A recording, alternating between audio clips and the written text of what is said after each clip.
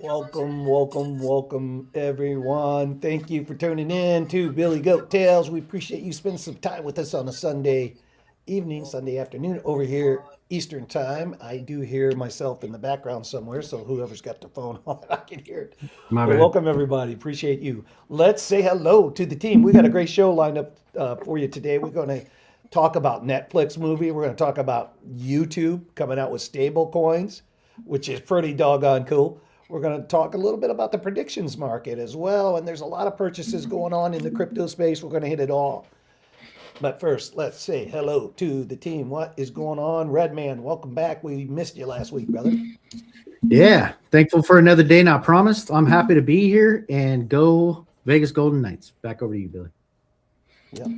Jimmy Jim, what's happening? What's going on, Billy? Another beautiful Sunday here in Texas. Fixing to be, we got a freeze warning for tonight. Ooh. That's Might not have to good. light a fire. Yeah, might have to light a fire. Dave Digital, same neck of the woods over in Texas. What's going on, Dave Digital? You're muted, Dave Digital. Dave Digital's muted. You're muted. I don't know what's going on with Jimmy, but over here it's nice, warm, and sunny. He must have got a cold front over there in his side of Houston. My side of Houston is nice and tropical. Everything is good. We're out here in our shorts and our tank tops just hanging out. You better go walk outside. And then across the pond, we have our resident chart guy, DDT. What's happening? How's your weather over there, DDT? Evening? Yeah, bit chilly. I don't know what Fahrenheit is, but I think it's about 8 degrees centigrade. Use the Wow. true measure. But yeah, apart from that, all good. Carrying on. That's right. That's right. Yeah, no complaints, no issues with health. So yeah, couldn't be better. Cool. Let's say hello to the chat. Jimmy Jim. Let's see here. Let me rewind the tape. Rewinding the tape. See who was in here first. Looks like Mike Vollmer made it in here first today. And then Red Band, we got Greg Nowak. And then we got Rusty Bot rolling in. DDT rolled in after them. There's a boy, Jesse and Rusty Bot. Who else? Feel like I'm repeating. Well, you Is got to that all drop that's some in here today? You got to drop some WD-40 for Rusty Bot. Is that your Stephen Hawking? I am repeating. For real? Is my Um, chat all jacked? I think my chat's off. It's low. It's low. It's low right now. I'm only showing 20 with Twitter with X. So everybody's busy. Everybody's watching football, or our show just sucks and nobody's showing up. One of the two. So it's one of the two, right? All right. I do want to start us off with. Well, I think it has to be that people are just running a little bit late because I think our show does not suck. I'm There you definitely go, here for Dave. it this week. I think this is an amazing show. I'm glad to be here. This is when we all get to come back together. It's family day. Welcome to the chat, everybody. Welcome to the show. Billy's got some great topics for us today, and we're ready to dive into them. Are you ready, Billy? Yeah, we're ready, but we want to start us off with our crypto bubbles because we have the man, the myth, the legend, Redman. You ready, Redman? Let's go.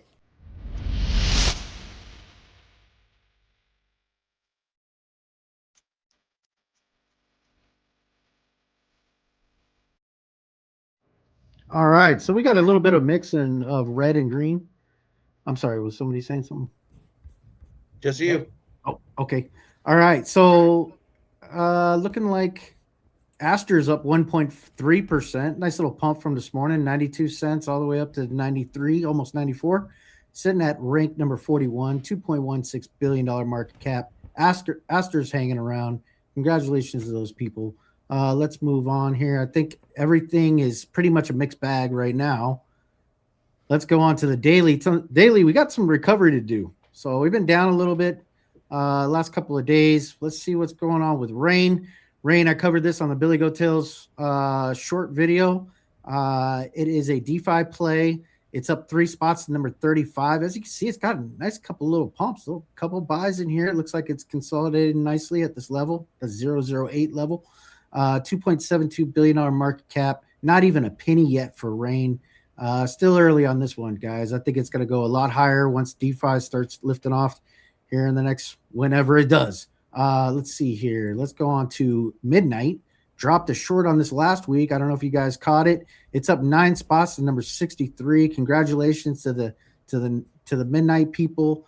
They are sitting at $1.11 billion market cap. 6 cents gets you 1 token. 24-hour volume is nice, 466 million. So it's consolidating nicely after this little pump here. And congratulations to the Midnight people. For the most part, we're seeing red though in the market. On the weekly, got another mixed bag for the weekly. Of course, some of these have to do some little bit of recovery. H-bar's got a little bit of recovery to do, all the way down to 11 cents. It's down 9.6% for the week, down 1 spot to number 22. Still sitting at $5 billion market cap, though. H-bar has a lot of promise. Not financial advice. Do what you will with that one. Merlin Chain, this is an L2 on the Bitcoin network. It's up 27.1% on the week. Merlin Chain, up 18 spots, finally cracked the top 100, $471 million market cap. 44 cents gets you 1 Merlin Chain token. Say that 5 times fast. All right, let's go on to Mantle. Mantle's got a little bit of bullish push here for Mantle. It's up 18.2% RWA play. It's up 4 spots to number 25, $4.19 billion market cap. $1.28 gets you 1 Mantle token. Let's see, Sky. This is a newcomer. Obviously, over the last month, it's up almost 20% over the month. This is another DeFi play. Previously Maker. So this must be like a fork off of Maker. It's up 5 spots, number 54, $1.37 billion market cap. 5 cents gets you 1 token. That is Sky. Let's see, what else do we got going on here? Z-Chain still hanging around, up 21.2% for the week. Privacy is still an issue. It's still something to think about out there. It's up 596% for the year. Zcash people are still cruising. It's up 5 spots, number 17, 6.66 bill 666. Oh, okay. Zcash, $405 gets you 1 Zcash token. Sorry about that, guys. Canton Network, went over this on the Billy Goat Tales short. It is up 13.5%. Institutional play. It's sitting at rank number 37, $2.57 billion market cap. 7 cents gets you 1 token. That's Canton Network, still on a screaming tear. Let's see the monthly real quick. Like I said before, Rain is just killing it. Rain is just consolidating in the same 008 level.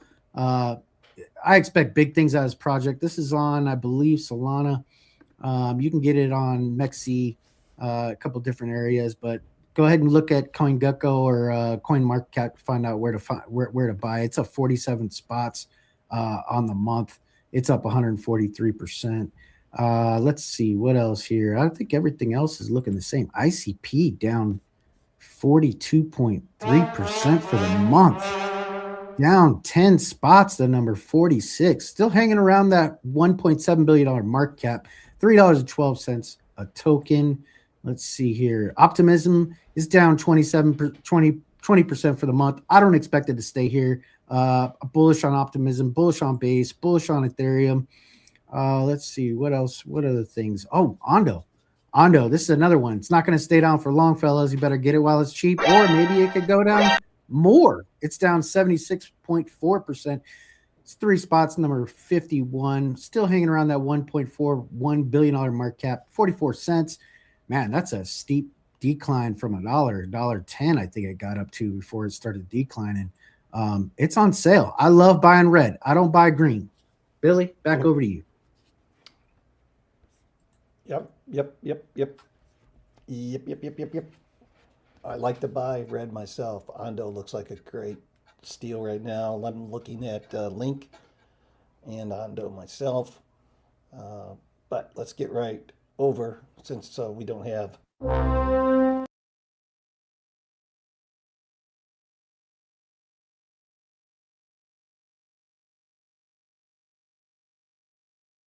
get right over to the Fear and Greed. Check us out, guys. We're at 27. So it is inching up. We're down to like 13. So it is inching up, fear and greed. We're altcoin season index at 22. So we're way far away. And the market cap's at 3.02 trillion, which is still a stunner to me. Still a stunner. Redman went over pretty much all the coins. Some of the trendy ones, these are all be the new ones. Typically, some of the new stuff that's taken off and trending. And of course, the good stuff too, like Solana, Bitcoin, and Ethereum. But some of these are just that esports is that what is it? Yodel is, and Cardano's in the number 9 spot, and Velo's in the number 10 spot as far as trending. These are trending, guys. So got a lot of stuff trending in the crypto market, and of course, these are the new ones. Coin market cap is awesome, so you guys should check this out. There's so much to this stuff. Look at Terra Classic AI. Remember that? LUNC. There it is, and it's the new version of Terra Classic AI. Don't get faked out. What's that? Don't get faked out. Yeah, don't get faked out. This is all, most of it's junk, if you ask me.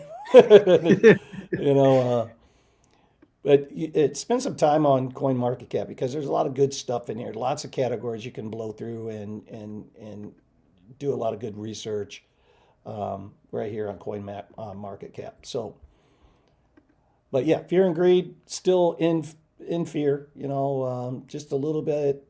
Let me click on this. Yeah, we're still in fear.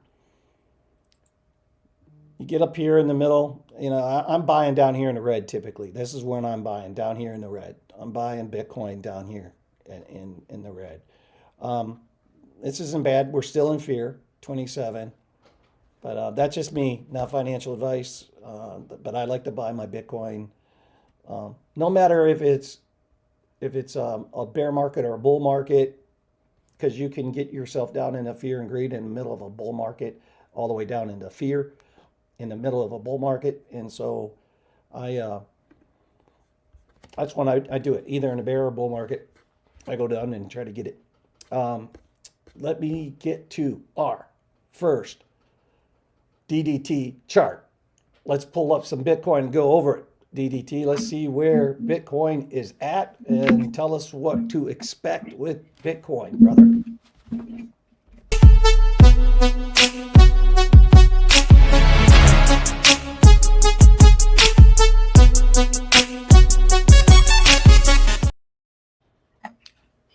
All right, so now we're on the charts.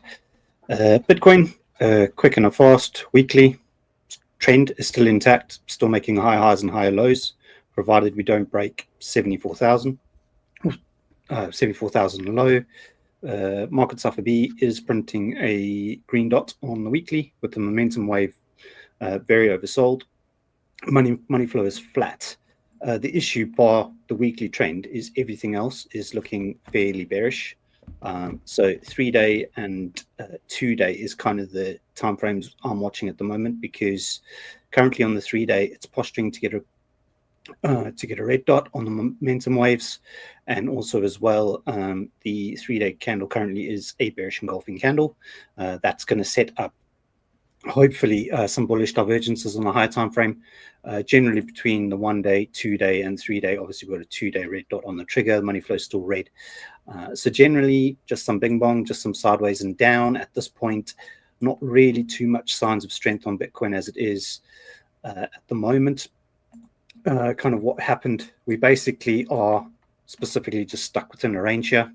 The range kind of bases from based on the volume profiles, anything from 86,400 up to say 93.5 to 94k, and it's been in that range literally since about the 17th of November, so about a month. And this is not this is usual scenario, right? So if we hide the drawings and if we just look at the chart based on kind of everything, even if we just go kind of zoom out a bit, and if you look kind of here where we'd had this huge drop after these initial all-time highs here around 110, give or take 108,000, we came down. Obviously, we dropped quite sharply for a while, and then obviously ranged out before we started another impulse up. But generally, what can happen here is you can range, try and build support, and then it will still fall off a cliff and go down. Generally, my consensus at this point, just based on money flow, just based on being below the kind of the EMAs, so the daily. We've had the daily death cross a while back, kind of the 50 EMA crossed under the 200 EMA, and if you look at the weekly as well, we are now below the 50 EMA as well on the weekly. So generally my bias is still lower, but that is not taking into account of the fact that we hopefully will get a relief rally at some point, back-to-back test key SMAs or moving averages and exponential moving averages, EMAs. So anything between 98 and 102K is kind of the zone where I'm looking for a back test back up. So that bias hasn't changed. Locally, the next kind of setups we are looking for, or kind of the trade kind of that I would look for on Bitcoin, is sweeping kind of these lows here, about 86,400, putting in 1 day, 2 day and 3 day bullish divergences. So we have to actually come below this, come below these lows at like 86,400, and then obviously recover it, reclaim, and then obviously move back up. So swing failure pattern, buying pressure, obviously it will swap out, take liquidity. Looking at Market Monkey, so just liquidity below us, we have quite a big stack at the moment. So currently there's about 330 Bitcoin, 30 million at 88. And then if we look kind of to where I really wanted to look for a trade, we still also have, we have about 200 million there, and we have about half a billion, so 400 to 500 mil kind of at 85. So anything in those zones is looking like it could possibly give us a bounce. But yeah, lower time frames, it's just kind of just going up and down and just trading this range, kind of is what we've been doing kind of the last few weeks within Frankie's Discord. It's just, yeah, trading the range until it breaks. So it breaks above, obviously we can get longs. Next zone above us, basically I'm still looking back at it between 100 and, obviously we can go back up to this other profile above at 107. But generally kind of around this 96K profile, we've just not been at, or this 96K macro POC. It's kind of, we've not quite got there back yet, but that's kind of the next kind of key resistance above. There's a supply zone for those that look at like order blocks and smart money concepts here as well. So that's going to be like the next big point above us. But obviously before that, we have to move above 93 to 94K. For the time being, yeah, kind of key support below us, 86.4K. Obviously, if you're looking at round numbers, 85,000 and 80,000 is probably also going to give us some level of support.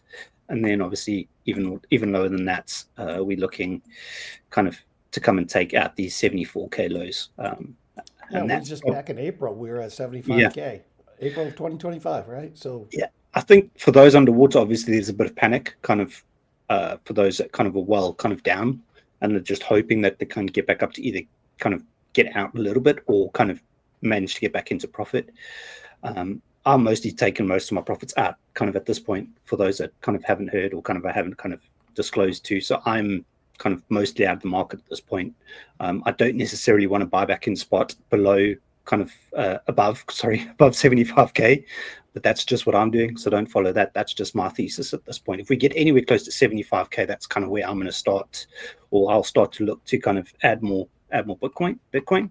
But yeah, it's just basically going sideways. Not much else really to ramble on about Bitcoin. Trade the range between 86 and 93, 94K until it breaks either side is kind of the thesis for now.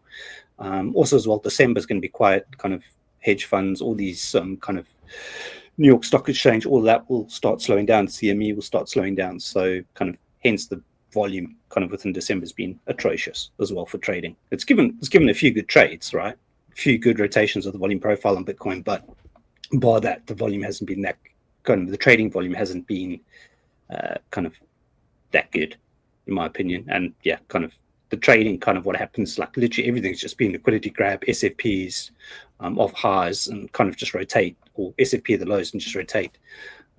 So the current kind of price action is conducive to more trading than actually kind of picking up spot at this point. Like Dave has been alluding to. He's been doing more trading than actual kind of, or trying to get in on the scalps. The scalps have been there. Even the range trades have been there. So that's kind of the environment we're in at this point until kind of market picks another direction or another big move happens. But yeah, well, that's Bitcoin. Did you want me to look at ETH or anything else, or? No, we're gonna come back. Yeah, We'll that's come fine. back. Well, yeah, we'll come back to it, and so stay right up here, DDT. Yeah. We're gonna.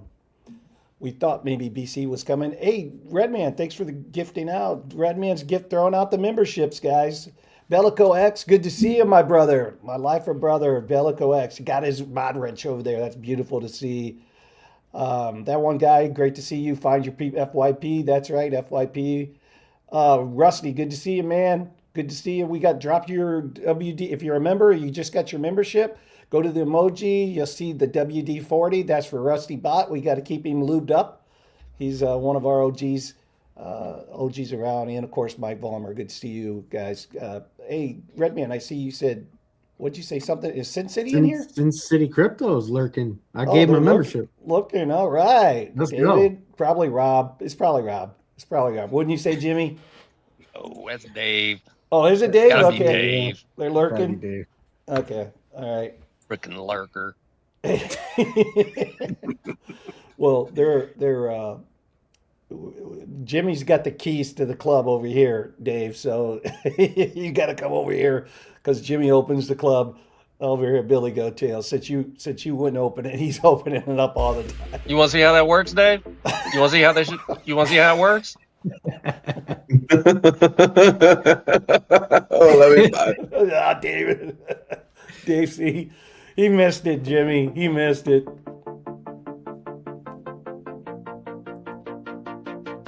That's the song. Yeah, this is the one Dave likes. The only one like this. This is the one Dave likes the most. I think because he created it. This is not the good one. I know. Yeah, but the other Dave one. likes it. Oh, you like the other one? Yeah, let's go. I don't even know if I can find the other one now. You had to no. delete a lot of things.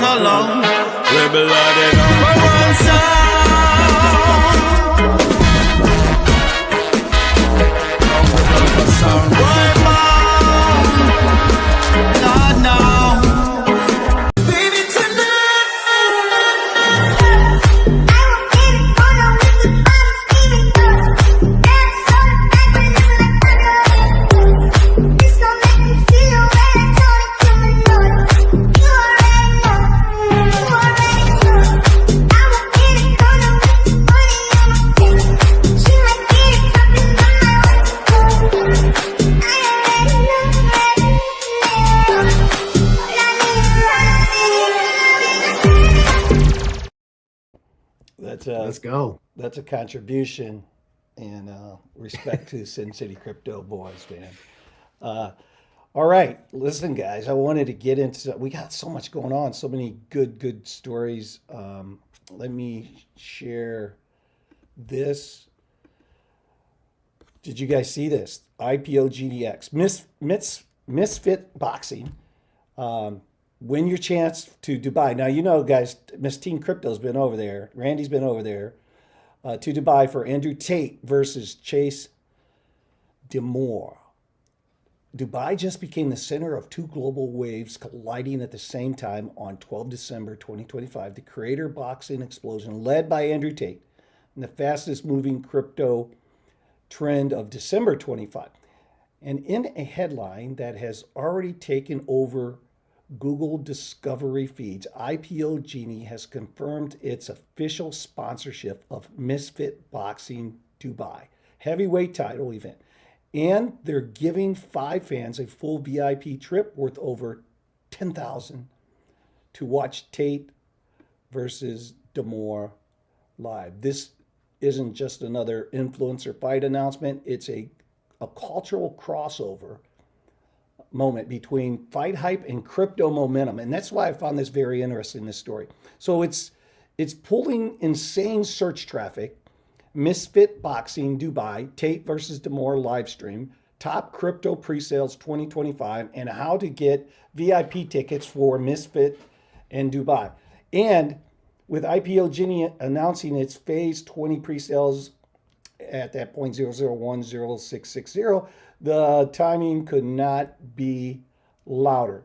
A fight so big it pulled crypto into the ring. And so this is where, when you have cultural trending along with social media trending, along with something real like that's happening in the world, you get a lot of crossover. And that's what this did. This kind of like broke some of the chains, man. It was just so much activity. The moment he ordered a mandatory heavyweight title against champion Chase Damore, the Dubai duty-free tennis stadium instantly became the epicenter of Creator Combat Sports. Remember that name, Creator Combat Sports. Traffic surged across every platform. Fan pages melted down. TikTok, Instagram, Twitter, and Telegram lit up. But something unusual happened next. Something Google discovered doesn't see every day. Crypto audiences joined the conversation. Searches spiked around crypto December 25. AI token surge. These are all search terms. And a high potential early access projects collided with fight traffic, pushing both narratives into the same algo pipeline. According to CoinMarketCap, AI-backed and RWA-powered tokens have been leading the December climb, with sector momentum rising sharply as daily volume crosses 70 billion. So, good stuff. Creator content, creator combat. So we went to a couple of those. Their terms something different, but I think it's starting to form a nucleus now. And we're starting to see that the crossover, the cultural crossover with crypto, event fighting, creator combat fighting, is starting to get a foothold. And it's going to be so cool, I believe, Jimmy. In 10 years, and we've already been to 2 of these fights, it's like in 10 years from now, we're like, yeah, man, we were there when it all started. Like we were there in the very beginning when it all started. What do you think about this story, Jimmy? One thing before you answer, it stepped onto a global stage backed by Chainlink oracles, Fireblock security infrastructure. And so look, Chainlink, once again, in the mix behind the scenes, like we talked about last week, they're so embedded into so many things behind the scenes. It's amazing that their price is where it's at right now, in my worthless opinion. But what do you think about this, Jimmy? I'm pretty torn, to be honest. Excited for the exposure of crypto, but not really Tate excited with the associations Yeah. of the players. Yeah. Sounds like Tate's taking a play out of the Jake Paul playbook, how to make $100,000 or more in 90 days. Probably a lot Yeah, more. man. lot I mean, more. like I said, I like the story for what it is, right? I mean, but not really, it just sounds, it already sounds scammy just because Tate's involved, you know what I mean? Yeah. Yeah. Some people love him, some people hate him, right? And I mean, I don't hate the guy by any means, but I mean, it's just, his name's come up in all kinds of different controversies, and it's just like, oh man, this just sounds not great. yeah. What do you think, Redman? I think, this just goes back to, Andrew Tate put out a meme coin. What was it? Dad? Is that what it was? Dad was the meme coin? I think so. I know. Something like that. Yeah. It just seems like everything he's associated with, he's just trying to make a quick buck off people. Jimmy's right. I agree with Jimmy on this one. I love the exposure, though. I love the exposure that this gives crypto, and I agree with Jimmy on that one. I don't think this is going to get nearly as much pub as like a Karate Combat, because Karate Combat to me seems like it's more organized. I think that's the one. Was it Karate Combat in Nashville? Yeah. Yeah. Karate Combat. Everybody was there, even JFK Jr. I mean, you can't beat that. Is this going to pull I in was at the JFK Jr.? Bitcoin show. Yeah. Yeah, is this going to pull in Trump? I don't think so. This is just another spinoff. It's a quick moneymaker for Andrew Tate and whoever else is involved. I feel like he's just trying to be a Dana White, but it's not like I don't like the guy. It's just you can see right through it. But yeah, I just think that it's a money grab, and I'd probably stay away from it. But that's just me, not financial advice. No, everybody's got their own opinion on it. I thought I love the crossover myself too. And these players, it's kind of like so you see Netflix drop the P Diddy story, right? And it's Puff, and you know the I never really followed any of that. You know, really when K Diggity started doing, you know, I was like, I mean, I don't pay attention to that kind of fame, right? Like I really don't. I don't follow it. I'm not plugged into it. I don't stay up on it. So I wanted to watch that, and it's kind of like that. You know, it's kind of like Andrew Tate. It's like never really, you know, I've seen some pieces here and there, but you know, I really don't stay current on that kind of stuff. I'm old school. I really don't. I pretty much watch CNBC. That's about it. So I don't stay up with it, but the crossover is what interested me. The crossover. What's your thoughts across the pond there on it, DDT? Any thoughts? It's a grift. I think everyone agrees with that. Kind of Yeah. make your money as quick as you can. But the contrary argument that I have is that Tate can fight. He can look after himself. So it'll be good. I don't know if it'll be staged like these Jake Paul ones or whatever, and kind of so be it. But if it's going to be a fight, it's going to be a good fight. So yeah, could be worth it. But bar that, the opinions that they're just trying to make some money. Well, you Get know, a payday. the guy that started it all before the internet, before Twitter, before Facebook, we know him, Don King. You know, he was the guy that figured out how to promote things before Instagram, before there was an internet, right? And his over the top promotions with the mediums that existed in his time, he was the guy, Don King, right? And so now we have all these outlets, and people have become very famous using these outlets, and really it's kind of like the Kardashians, right? Like what did they ever do? It's like I don't know, but they got famous, right? And our culture has eaten that stuff up for some reason. I don't know why. I like see that's why I don't know these people, because I don't spend my time like following any of it. It's like I don't get it. I don't get it. Never will get it. Don't want to understand it. But I love it for crypto, like Jimmy was saying. I love it for crypto. You got any thoughts, Dave, on this? Yeah, man. So Andrew Tate, basically, what he's doing, in my opinion, is piggybacking on one of the biggest, most recognizable brands in the world, and that's Bitcoin. I think that he saw an opportunity with crypto and Bitcoin coming into Dubai.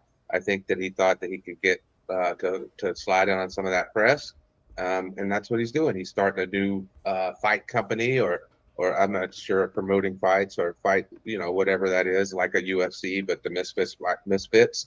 And I think he's just piggybacking on the back of crypto. I don't think, like you guys have said, I think he's a grifter, but we've already known that he's been into crypto before. So, you know, I think that it's just a promo fight. I don't think he's going to affect the price of Bitcoin or the adoption of Bitcoin one way or the other. I think he is actually looking for Bitcoin or crypto to benefit him more than he is going to benefit the community. Yeah, well said, Dave. And to Jimmy's point on that, which I agree with, like we do know from a social sentiment angle that when you do have, you know, we have now crypto crossing over into mainstream, into the cultural side of things. So like like when you start breaking in to culturally, when you have into a market segment breaking in to you know, cultural segment, it's really good for adoption. And it's really good for social, all the social sides of things. So I agree with that. Don't To your point, DDT, yeah, man, good boxing is good boxing. Basically, DDT said, "Hey, man, good boxing is good boxing." I agree with that too, brother. I got to move on. I got to keep the show going today because we got so many topics and I want to make sure we get to them all. So let me share this because this is another great article. Netflix, Jennifer Garner starring in a cryptocurrency comedy, one attempt remaining for Netflix. So this is new. Jennifer Garner teaming up with Blockers director Kay Cannon, one attempt remaining, a comedy about an ex couple who finds out that the cryptocurrency they won on a wild night on a cruise is now worth millions. Netflix will release the film. Garner is no stranger to the streamer, having starred in the company's Family Switch and Yes Day.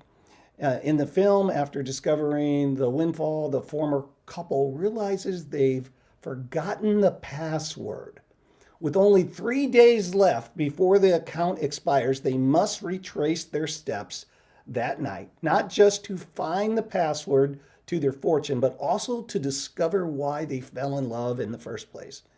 Cannon wrote the script with Joe Booth and Alexa Alamani. Anyways, so here we got another great piece on Netflix about crypto. Again, cultural crossing over. And this is a Hollywood star, right? Everyone knows Jennifer Garner. We see her in her, what is it, the Visa card or Capital One commercials. So what do you guys think about that? What's your thoughts on that, Jimmy? Good, bad, indifferent for crypto? What's your thoughts on it, man? Did Star Dogs make it? No, Stardogs didn't make it. They didn't? I don't think so. Any bongos? I don't Okay. think so, but I could see them being associated with it, but I don't think so. Margaritas on the plane with Matthew McConaughey. And I guess Real let big- me preface with what I'm about to say with this. If they made it, then my comment, I am pre-retracting my comment. Okay. So If they it's a didn't setup. make it, It's a setup. if they didn't make it, They should. sounds gay to me. Oh. So Jimmy with the setup there, because I'm not sure. I don't think Real Vision Entertainment was associated with that. So Jimmy's not for the romantic love life Netflix movies, even if they are about crypto. He says no. And, No, that's not what he I said. I think just- he said something a little bit Bruh. different. No. Bro. Yeah. This is our family hour. As Dave describes it. Thanks, Jimmy. Tell us how you And- really feel. And for anybody that's not following along, we are in the holiday season, and this is the season to be gay, which means happy, and that's how we're referencing the word. Yes. That's Yes right. to being Nobody- gay. Yes. That's right. Yes, we're all happy to be gay up here. Oh, Right. yeah. Right, Jimmy? That's your yep, Jimmy. You should have that button keyed up, man. Redman, what you thinking, Redman? What do you think about the Netflix crypto movie with Jennifer Garner? I'm stoked, man. I was a big fan of Alias. I love that show. Alias was outstanding. My dad loved it. We used to watch it together. Man, I'm stoked. I bring it on. You know, if this is what's going to get the normies to start thinking crypto, I'm good with it. Jennifer Garner's A-list actress, so I'm good with it. It's lighthearted. It's comedy. It's something that a lot of us have gone through already. You know, losing your keys and hopefully it teaches some lessons. You know, and teaches people about being responsible with their money. And I'm all for it. I don't think there's any harm in this at all. You know. Yep. Thoughts, Dave? Yeah, man. Bring on the movies. Bring on the Netflix. I'm down with the Netflix and chill. Whatever. I mean, do whatever you guys are gonna do. Is it gonna move the needle? Probably not. Do I care? Probably not about that. I mean, like we were talking about earlier with DDT mentioned. I mean, Bitcoin, you can get a $3,000, $4,000 move in a day. So if you're trading it, you don't really care what the price is right now. I mean, Yeah. I don't see all these other people coming into crypto tomorrow. So, I mean, if they're going to show up, it's not going to be necessarily because of a Netflix movie, but would I watch it? Probably. Yep. How about you, DTT? Any thoughts? I think my camera's frozen. But yeah, any publicity is good publicity. I think at this point, I think now that we've got a lot more kind of normalization with kind of these series and kind of the boxing and all these other type of kind of events, crypto events, kind of being more mainstream, kind of and we're obviously clouded by so much bad publicity. So anything that's good and positive for the space, I think is a net win for us. For the Know what I would like in the space a lot for a lot longer. Yeah, you know what I would like to see, Billy? Netflix needs to knock on the door of BitBoy, Ben Armstrong, and they need the rights to that movie. That's going to be the movie that I want Netflix to show. That's a I mean, freaking waste of film. Yeah. no way. That would be such an exciting movie. Even though we were there for it, it'll be fun to see how they recreate it. If there's anything we missed. And maybe by the time they make it, there's a comeback story and everything at the end. And they get Jack Black to play Bid Boy. No. Oh, Who's man. the guy that was write that stuff though? Who's the guy from 2 Men and a what is it? 2 Men and a In a truck? Charlie Sheen. Yeah, the crack smoker. 2.5 Men. Yeah, Charlie 2.5 Men. Sheen. Yeah, Charlie Sheen. It could be. No, Big Ben Boy. will go on another bender of Charlie Sheen, acts him out in the movie. That Ben couldn't survive that. We need somebody normal that Ben can survive, that we can get him to get through his recovery and back on track. We don't need Charlie Sheen to be like, wow, Charlie's my fan. I'm gonna go do it again. We don't need any. I'll be triggers sitting for in the that. theater. Man, I lived this. That's not what happened. Yeah. Yeah, he would be suing Charlie. He'd be ranting on Charlie. Do I have your attention now? Sorry, Billy. But if Netflix made that movie, I think that would be a lot more fun. Here's what I got to Comedy Central. change the gears and say to everyone. Wishing you a very Merry Christmas from the team at Billy Goat Tales.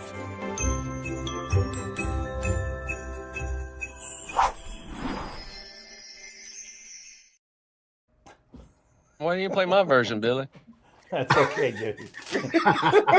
Play it, Jimmy. You Play can, it, Jimmy. Jimmy, you can bring that up in Jimmy's final thoughts. I don't even know where it is anymore. Yeah. I guess it's in Teams, I guess. So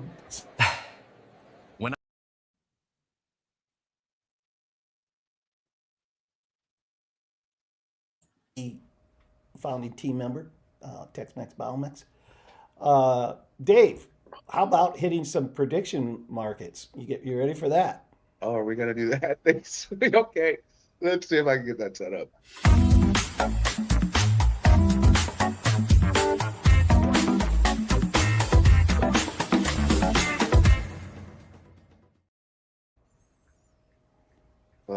Working on it still. Well, you had the timing down of the transition perfect, so that was great. We do create a show flow. I did follow the exact order of what we said we were going to do. So didn't mean to startle you and surprise you with that. Sorry about that. In the meantime, DDT can pull up the ETH chart as Dave's getting ready for his prediction markets. Let's pull up the ETH chart. Take a look at ETH. Show ETH. Everybody's wanting to know what's going on with the ETH, DDT. Show ETH. So Show ETH, yeah. similar to We got to pull Bitcoin. you up. We got to pull you up here. Let's see. Boom. There we go. Yeah, so ETH, similar to Bitcoin, the only issue is that the weekly candle on ETH is more of a long wick top tail, which is obviously a bearish candle. But on the weekly, money flow is red, so it may not bounce as much as what Bitcoin bounces, if it does bounce, because obviously that's counter to money flow. Generally, also as well, sorry, something I forgot about Bitcoin as well is it had a hidden weekly bullish divergence, which is so continuation of Bitcoin, where ETH kind of isn't. I think ETH had one on the 3-day. Yeah, it had one on the 3-day. But bar that, it looks like it wants to roll over here. Same thing like Bitcoin. Look for those higher daily bullish divergences as reversal signals, kind of for a little bit more of a move up to get into a lower high for now. And it's a lower high until it isn't. So that's the kind of game I'm playing, and kind of my thesis and my viewpoints kind of in regards to price action at the moment. Daily, money flow came up, rolled over. Still probably looking like it's going to come down. If we're looking at the 4-hour locally, we are quite oversold on the local. Same like Bitcoin. Since the, whatever it was, like the 17th, like that week of November, drop, same thing, playing the range. You could probably make sure this range is a bit kind of bigger. So the range could actually include more, but the way that I've done it is I'm a bit more particular with how I do my fixed range volume profiles. So the kind of the price with the wick specifically lower time frame respected this kind of profile between 2900 and 3200. And what we did do on ETH this week, don't know what time frame it was on. Oh yeah, sorry. So on the 4-hour, this red fixed range volume profile is pulled from the $4,000 highs. So this is the one we've been rejecting. We've not really quite got back up to the all-time high and could view up, which is at about 3,500. Sorry. So yeah, it's same ranging, still lower. It's kind of generally 4-hour has flipped bullish, but same like Bitcoin, just struggling. It's ranging until it's not for the time being, since like mid-November. Kind of key level I'm looking for on ETH is still this kind of 2900. So kind of this zone here between say 28 and 2900, just below. It's looking as if now, if it should start setting up a 4-hour bullish divergence, but that's against money flow, so also not the best sign. 1 hour setting up a bullish divergence, or probably just about to invalidate it, because the the momentum wave is going to get lower than this green dots and the momentum wave there. So yeah, it's just doing a range rotation, same like Bitcoin. Kind of, there's not really too much more to say about ETH. It is obviously kind of the worst case here for ETH is that the money flow is still red on the weekly, and obviously it's got the 6-day red. It's got like kind of all the high time frame. Although like the 4 days, 3-day faked out, came back up. So generally a lot of chop, range, consolidation. And for now it's in this lower range like Bitcoin is until it's not. Ideally kind of your best next setup. So if Bitcoin sweeps 74K, you're coming down to kind of this area here around 2,500 more than likely. So kind of there's a daily naked point control, there's weekly naked point controls there. You have a kind of consolidation range, fixed range volume profile here. So yeah, that's kind of the long and the short for ETH. Kind of it's ranging until it's not, right? So your next stop once you lose 2,900 is pretty much 2,600, 2,500 kind of is the, and also as well, you'll take out this wick, which is kind of like your 74K wick equivalent of on Bitcoin. So kind of this is my lower zone where I'm looking for more of a swing trade to kind of trade that back up towards macro lower high for now. And kind of with Bitcoin, with ETH, similar scenario, trading them exactly the same way. Kind of it's trading the swing long back to a lower high until it's not. So it has to prove to me it's not a lower high. So obviously then put in a higher low, put a higher high, kind of structure needs to break. Kind of I need to see money flow kind of revert and kind of cross green on kind of higher time frames above the daily. So for now, kind of, yeah, ETH's just trading in a range like Bitcoin, rotating the range. When it falls out the range, we've got the 2,500 levels below us.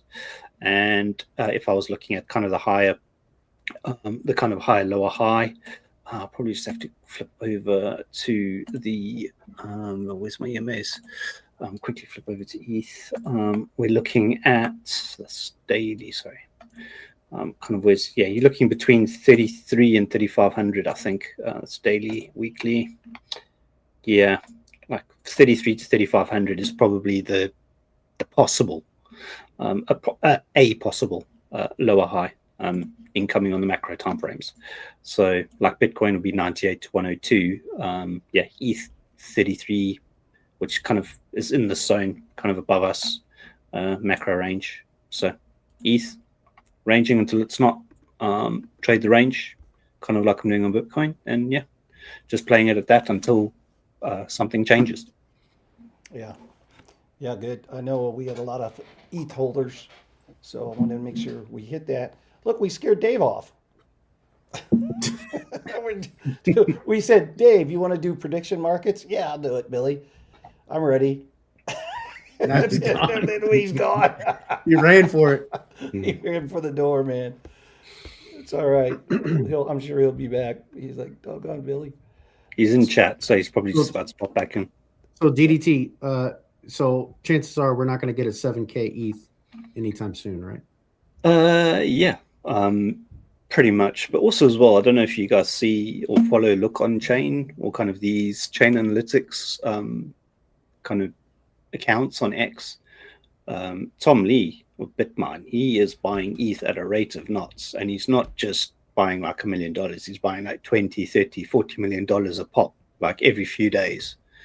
So to have conviction in kind of it as a coin and as a project is good, but everything revolves around ETH. Most altcoins are built on ETH, right? And kind of most of the DeFi protocols are built on ETH. So it's kind of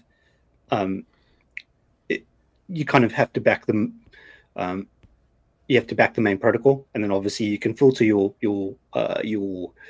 investments down and higher up in the risk curve. But ETH is a solid play. It's the second biggest by market cap. So basically, don't pay attention to what they say. Do what they do. Right? You do have to follow. You have to follow this. Or I don't know. I'm very contrarian to say that it's smart money buying ETH at this price and kind of buying at the amount that he's got. But he has got an investment thesis. So if you've got a good investment thesis, you think ETH is going to go to 7K, you're going to double your money. That's okay from here. I'm unfortunately not into 2Xs. I'm more risk averse. Not risk averse, whatever. I'm more of a riskier trader or kind of investor. I'm going to want 4 or 5 Xs at least. At this point, ETH will probably take me a few years to go for 5X. So that's kind of my thought. But I'm kind of reverting back to what I was saying in regards to kind of Tom Lee. These big investors are still throwing lots of money at it. So it's still got the potential. But the thing is as well, it needs to go with Bitcoin. It needs Bitcoin dominance to go down. It needs ETH dominance to go up. It obviously needs a chain reaction of events, which it's kind of not getting at this point. Yes, we've had a few alt spikes and a few kind of Bitcoin dominance dropping a little bit and kind of a few early signs to say that it could. And also as well, kind of the thing was that we only really got the kind of the alt run, the parabolic or blow off top on the alt, specifically after Bitcoin had done the double top in the previous cycle.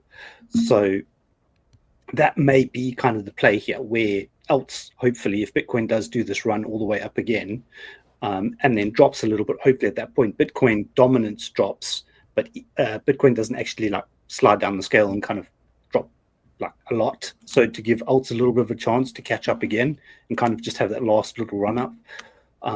So 2021, 2022 could repeat somewhat. So yeah, kind of that's kind of the thesis, or that's one of the kind of possible scenarios at this point. So for now, no 7K ETH by the end of the year, or whatever Tom Lee or any of these analytics people are calling for. But as a trader, kind of I would trade the range. But eventually it could get to where kind of 7K, 10K and stuff, but I don't think it's happening kind of this year's particularly. Maybe kind of back end of next year or 2027, it could definitely get to the big numbers. So this is more like a, just pad your HODL bags type season, just start adding. And the more it goes down, you just add more, right? So you can, if you've got the capital to add, and if you can take the risk. I personally, on the size of accounts that I invest and kind of the dollar amount that I invest, I prefer to kind of snipe and try and get better entries. For me, particularly if how I invest, I'm looking for 5Xs usually. Kind of a 4 or 5X if I had to invest here, what's that, 15K ETH?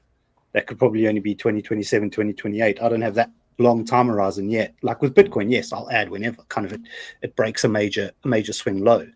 But kind of the altcoins, I think they need to prove to me that they're going to go up before I actually start looking at them again. At this point, they're not. Yeah, very different So- than Bitcoin. I mean, so if you got into Bitcoin in 2022 November to just 2024 November, you 5x, almost 6x. I mean, 500% in 24 months.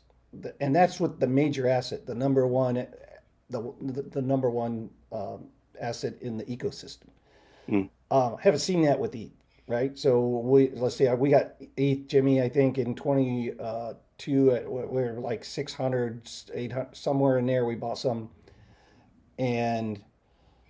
but it had its old all-time high was in that $4,200 range in 2021. So it really hasn't done that much this cycle compared to Bitcoin's, when from 69,000 in 2021 to 126.5.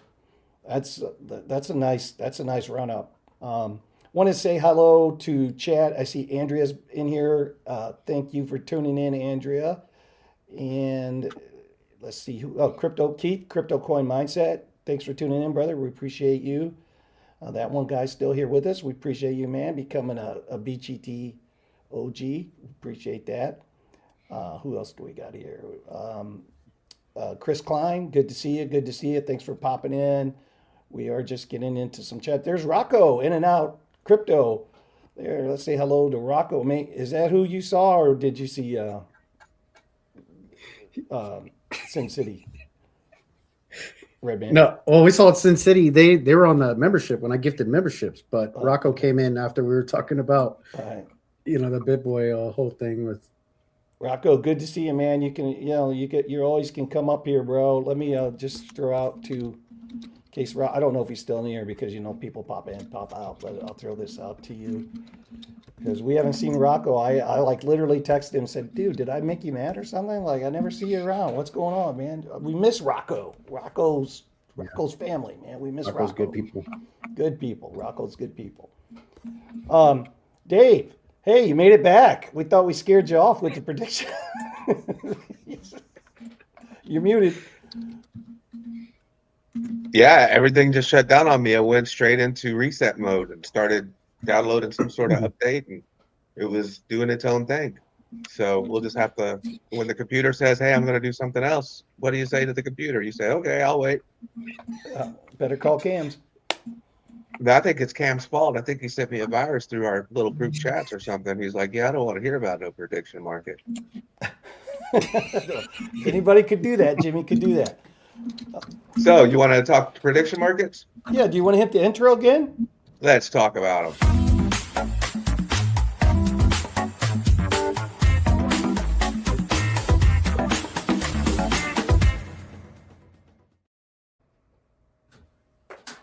All right, so let's take a look. So if we look at see what is trending on the prediction markets, so what I pulled up here was Kalshi. So you can see in the trending, cryptocurrency is getting a couple of the top spots. You see how low will Shiba Inu go? Which cryptocurrencies will have a positive return this year? ETH or Bitcoin? What will Trump say this week? Let's look into that. So it says, what will Trump say this week? He'll say something about Trump derangement syndrome. He'll say something about communism. He'll say something about the cannabis industry, or will he say something about something else? So these prediction markets have been really blowing up recently. I don't know if you guys have seen it in the news. We even saw CoffeeZilla do a spot on the prediction markets, calling them out because he feels like they are just gambling just like they are on DraftKings and things like that. But then you see people like the DraftKings starting to back out of the gaming side of it so that they can participate in the prediction markets side of it. So they'll still do games, but they are not in the association that's the gaming association that they were a part of, because those people are against the prediction markets. Let's look specifically into crypto. Will Bitcoin cross 100K again this year? You can bet on that. If it does, so if you put in 100, you get 431.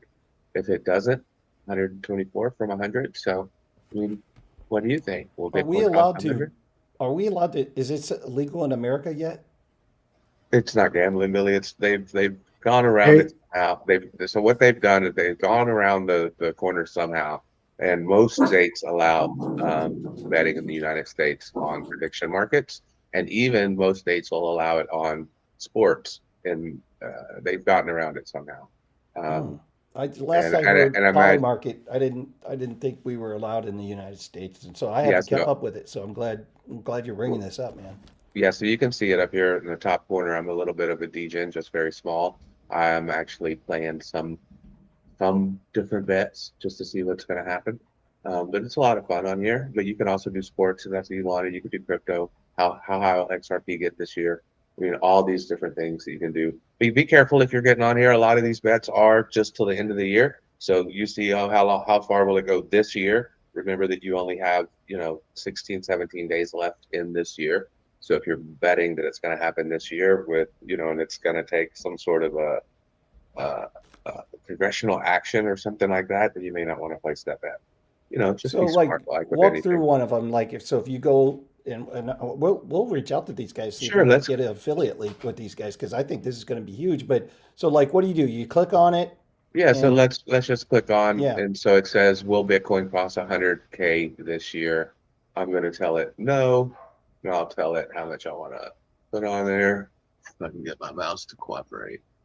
See it, $10. So if I win and it is no that it doesn't cross 100K again this year, it's $12. So then you review it and then you submit it if that's what you want to bet. So like with trading, we always look for 3 to 1 minimum, right? 3 to 1. So on Well, that, 10, no. In trading, we look for the winning trade. We prefer to have a 3-to-1 minimum. well, that's what I won't take it unless I can at least see that I'm getting three to Alex one. takes a 1-to-1 I most know of he does, man. He's a guru, man. That dude's so yeah. quick. I can't be as quick as Alex, but I just for my own way of trading, I try to always minimum try to get a 3 to 1. So like on this, I would see 10 to get 12. For me, I probably wouldn't do that. Is there other ones that give you a bigger spread? Yeah, so if Bitcoin does hit 100K, you can bet that it's going to hit 100K and you can get 43 on 10. Oh, okay. Wow. So if you think it is going to hit 100K, then yeah, you can get $43 on your 10, or you can get $400 on your 100. Yeah, there's the other side to each bet. So you have this, what everybody else is betting in the prediction market, and then you have the long shot on almost everything. That is so cool. Yeah. So it's definitely something that's coming through. And like I said, you can bet on games, pro football, basketball, anything you want to bet on, you can bet on. Jake Paul, Anthony Joshua, who will Trump nominate as the Fed chair, top Netflix show this week. I mean, you can bet on literally anything. Do they have the Andrew Tate fight on there? I'm sure they do. I have to put it up here. Let's put it in the search. I haven't used the search function before. Andrew Tate, there you go. There it is. Let's see, what are the odds? So Yeah. yes, he does win. Let me put in something that we can read. So if he wins, $100 gets you 117. If he loses, $100 gets you 549. So this basically just supercharges the degen then. Oh, Well, yeah. so according to the founders of these places like Polymarket and Kalshi, then they saying that they're just letting the information speak for itself. If you want to go against the information, you can, and the odds are against you. But if you win, then you get paid out high. But they say it's not a good bet to go against what they're saying, against what the people are saying, because this is basically based on real people putting their real money on things that they believe. So you do have insider trading on this. I think the most popular thing though was the election, Trump winning the election on Polymarket. That got a lot of volume. Well, yeah, they have poly markets, how many gold cards, or they have a lot of stuff. Who will Trump nominate as a Fed? Who will this guy, who will win the Chilean election? Will marijuana be rescheduled? So they follow all of the election cycles too and what's going on. Who will leave their role in the Trump administration? So Coinbase is teaming with Kalshi. Is that how you say it? Kalshi? I don't know. And they're going to be dropping that here pretty soon. You'll be able to do prediction markets right in Coinbase. So it's got one. It's got a prediction here, Jeff. If you want to get in, who's the next presidential election winner? Is it going to be J.D. Vance or Gavin Newsom? And don't Gavin forget that there's Newsom. also another choice that may not be in there. So Yeah, that's true. That's what, a couple years from now? they even have a bet: is Trump out as president this year?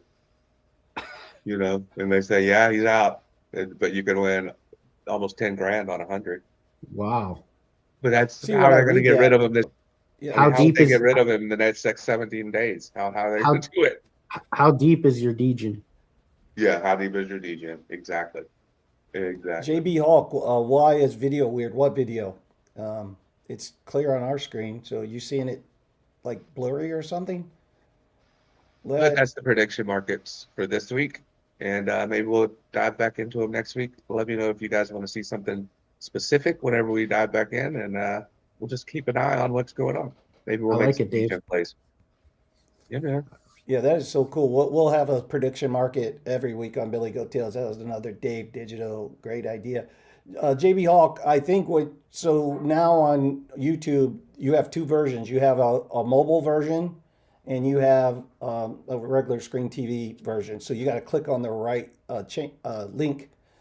So there's a little phone icon. You're probably watching us on your TV with the phone link, which YouTube now allows that to be split up. So people watching with a phone is a little different than if you're at home watching with your TV. So go in there and you'll see the one has a little phone icon on it. That's probably what you got going on there. I'm not sure, but that might be what's happening. Jimmy, what do you think about the prediction markets? Oh, it's fun stuff. Have you used it yet? I have not. But yeah, I mean, it's prop betting. I mean, that's always fun. You know, especially around Super Bowl time when you do all the crazy prop bets. I mean, this is kind of really no different. Yeah. Yeah. I mean, a little different than everybody has access now. I'm definitely gonna open up an account for like the sports side is really cool. You know, back in my day, that was all illegal, man. We had like a bookie, right? Dude would come to work, had his little notepad, give him $100, and you say these are the one bets that I want to make, you know, and you'd see him after a week, and he'd come back and give you the cash, man. That was back in the day. Oh, Yeah, 20 they to got brick. Come out of Cleveland. Yep, they'd come out of Cleveland, man. They got a cease and desist order from the state of Nevada. Kalshi did. So it's, Yeah. these casinos are fighting them hard because they see all the volume going in there. Well, And, some are fighting them hard. They're split, actually. Yeah. They're split. Some of them are going with it because they want to do the prediction markets. They want to get their own license to do the same thing. Because you see MGM Grand and all these people getting into the online betting. So they don't necessarily need the building if the money will come to them anyway. They don't give they don't care. They just want the dollars. Right. Right. Because I can't get on that website. You know, I have to put up a VPN, but You can't go to Kalshi. not in my state. No, it won't let me on. Oh, yeah, that's interesting. Can you get on Polymarket? No, I can't get on Polymarket either. DraftKings? I tried DraftKings and it wouldn't let me. It'll let me download the app, but it won't let me actually deposit money into the site. FanDuel? So Any of them? I have to go. Yeah, I have to go to the casino if I want to bet on a sports game, or That's wild. yeah, anything. In Which the is land fine, of, man. he's in the land of legal gambling, and he's not Yeah. allowed to gamble. I know, I know, That's messed up. I know. It doesn't make sense, but here we are. Well, I'm downloading the app right now.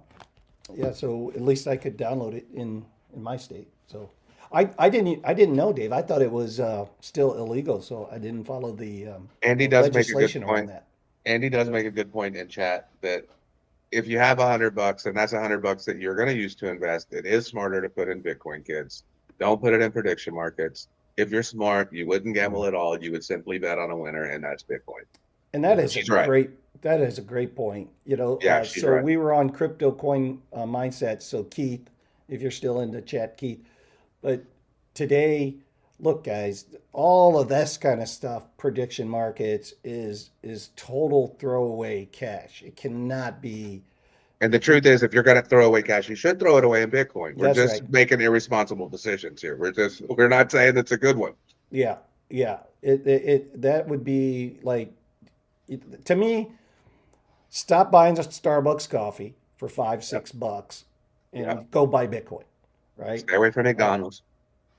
Buy Yeah, hamburgers man, and buy those Bitcoin. those breakfast sandwiches at McDonald's, though, they're good, man. I gotta say, I'm not. I just They are good, Billy. those I don't breakfast deny it. sandwiches. That's What- really the Yeah. only thing I like from McDonald's is like And I the like it all. I breakfast. like a double cheeseburger. I like I a don't li- McNugget. I like all of it. Yeah, yeah. What I don't understand is McDonald's sells $8.5 million hamburgers a day. Where are they getting all this hamburger from? There is not that many cows out there. You know, Let's do a segment on You that. haven't been Jeff. in Texas. We got plenty of cows here. You know what I'm saying, right, I Jeremy? don't know where they're getting this meat from, man. I don't think it's meat. It's something else. Got a lot in California. It says it's California, 100% beef. Florida, Texas, Ohio, lots of cows. But let's get this back online to some crypto stuff. I want to show you guys this. YouTube lets U.S. creators receive payouts in PayPal, which is the PYUSD. So that's PayPal stablecoin. So YouTube is now officially in crypto stablecoin via PayPal. YouTube's began allowing U.S. creators to receive payouts in PayPal's PYUSD stablecoin, which is one of the platform's most direct steps towards mainstream crypto integration.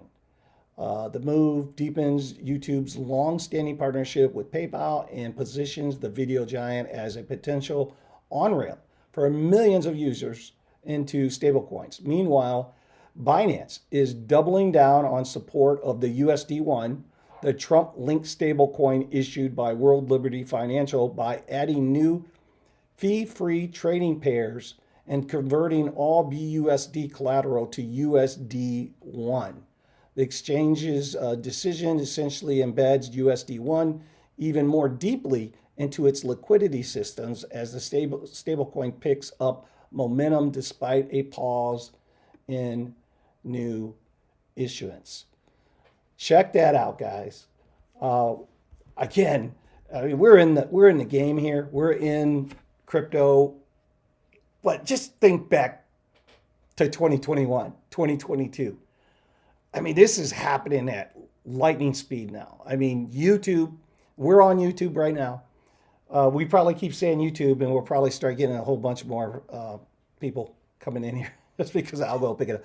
But they're now accepting, and because PayPal added their stable coin, right? So let's step back. PayPal creating their own stable coin was a great step for the payment systems, and in my opinion. And now, because of that, and their partnership with YouTube and PayPal together, now we can choose to be paid out in PayPal stablecoin. What's your thoughts on that, Jimmy? Good, bad, indifferent, doesn't matter.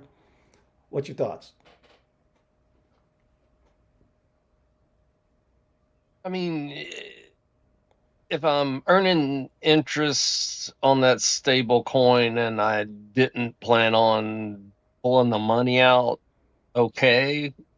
But honestly, it just sounds like another way for PayPal to get you for even more fees than they already do to transact on their platform. Yeah, do you use PayPal a lot? I don't. Yeah. You probably have to for all your card purchases and stuff, right? Yep. Yeah. So what's the I use it fees a like over ton. there? Yeah, I bet, with all the inventory and stuff. And people paying you, right? So is it just like a Visa, MasterCard? Is it 3%? Yeah, I mean, they're taking a percentage on every transaction. 3.5%, I think, is what PayPal takes. Something like that. So then this other part of this story, I won't pull it back up, but I'll just read it. Meanwhile, Binance is doubling down on support for USD1, the Trump-linked stablecoin issued by World Liberty Financial, by adding new fee-free trading pairs and converting all BUSD collateral into USD1.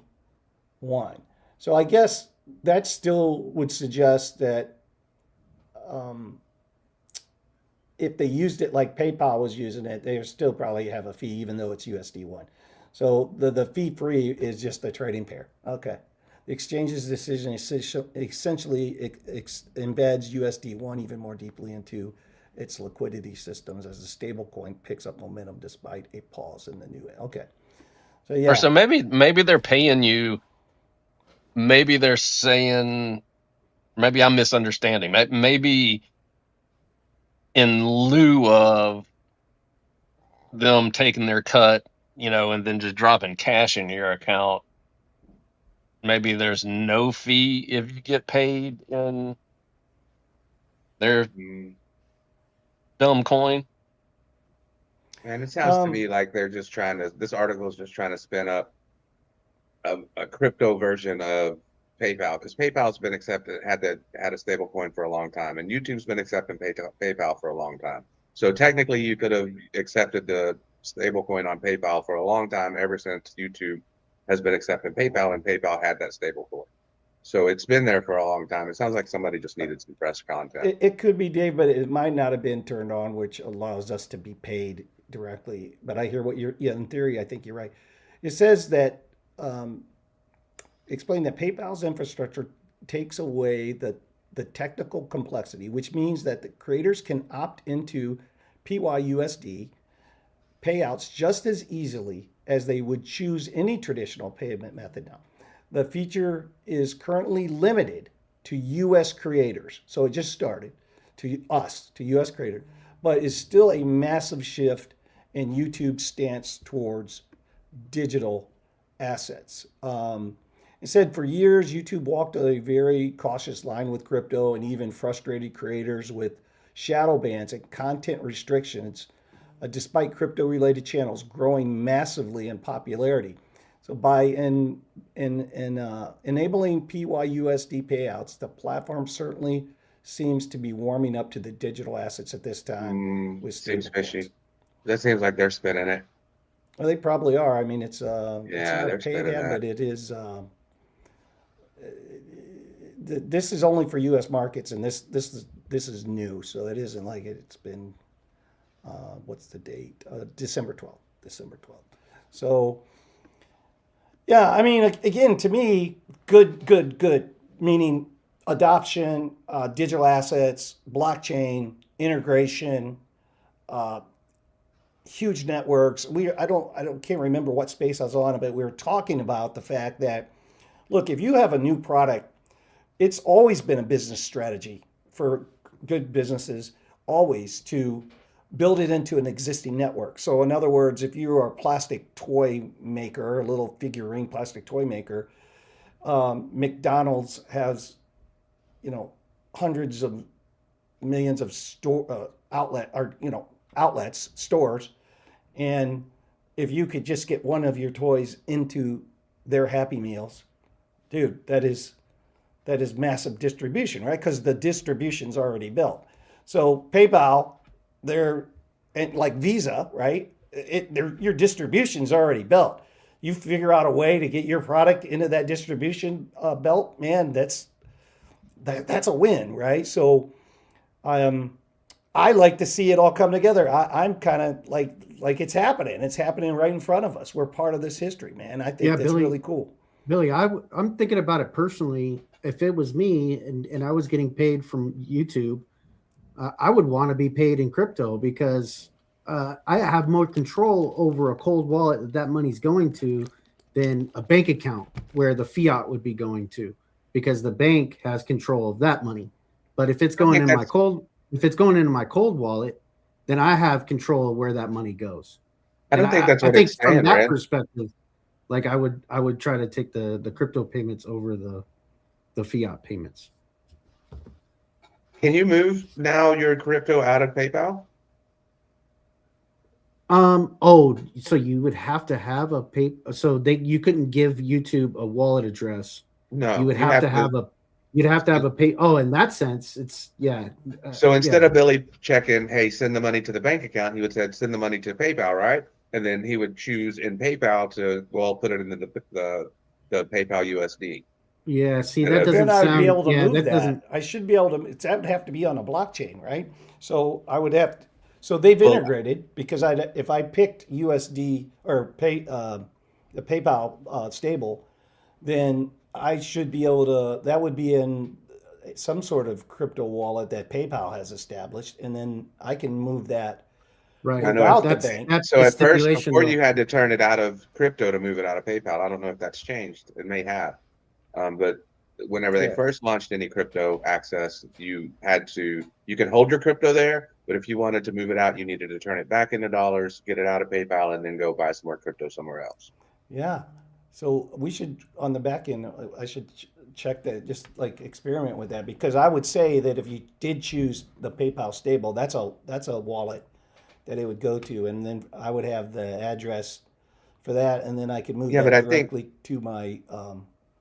But I think you're going to increase fees whenever you introduce Yeah. PayPal. No, Right? you Yeah, can't. 'cause- See, So right now, if you introduce it, if it goes to your bank, the fees are minimal. If it goes into PayPal, now you're introducing new fees, I think.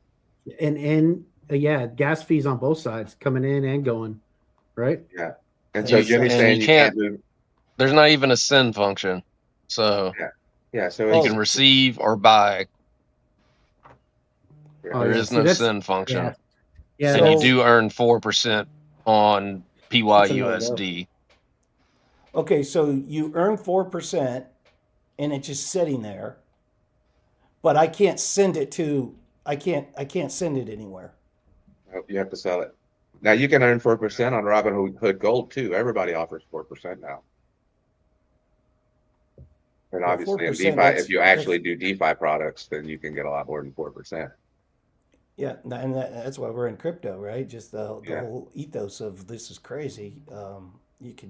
Why make 4% when you can, like we already shown with Bitcoin.